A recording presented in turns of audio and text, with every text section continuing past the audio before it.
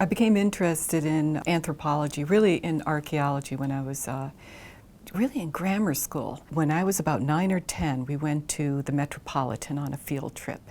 And it was so exciting to walk in the exhibit halls, and they actually had these sarcophagi, stone sarcophagi on the floors, and we were able to walk between them and actually touch them. And as a collections manager today, I'm just horrified that that's what was going on. But when you're 9 or 10, it was so exciting and so inspiring.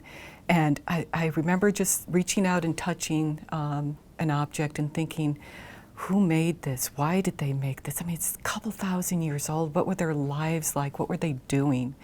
What was it used for? How was it used? How did we get it here? And that just started me thinking about archaeology, and it kind of led me down that path to becoming an archaeologist. Had a little side venture of wanting to become a historian and following a degree in colonial history.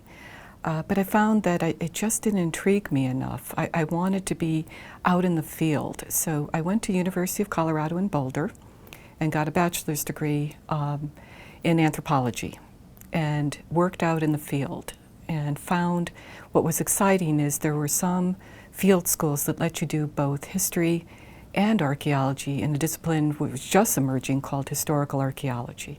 And I remember working at a 19th century fort in Kansas and working during the day in the field, and then actually being able to look at the archival records at night.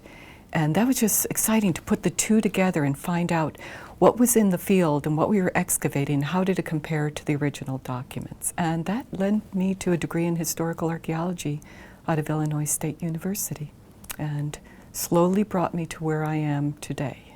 I ended up at the Smithsonian through an interesting route in the Department of Anthropology.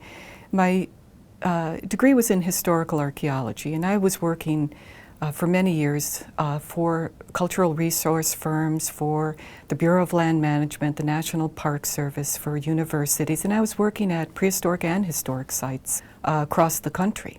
And what I found was I was more interested in not so much working in the field and doing the digging, but I was really intrigued with the laboratory aspect.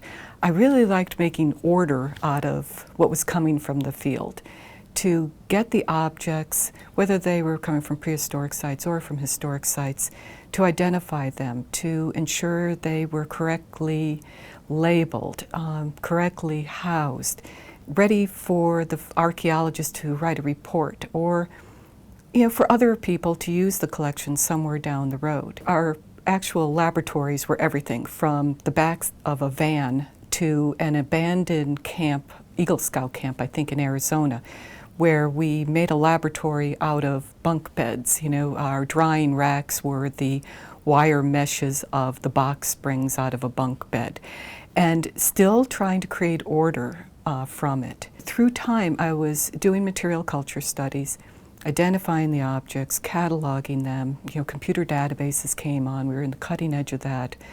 And slowly running archaeological laboratories, and then for the National Park Service, actually becoming a collection manager for the regional repository here in the Northeast. And from there, it was just luck. Coming to the Smithsonian, I had right time.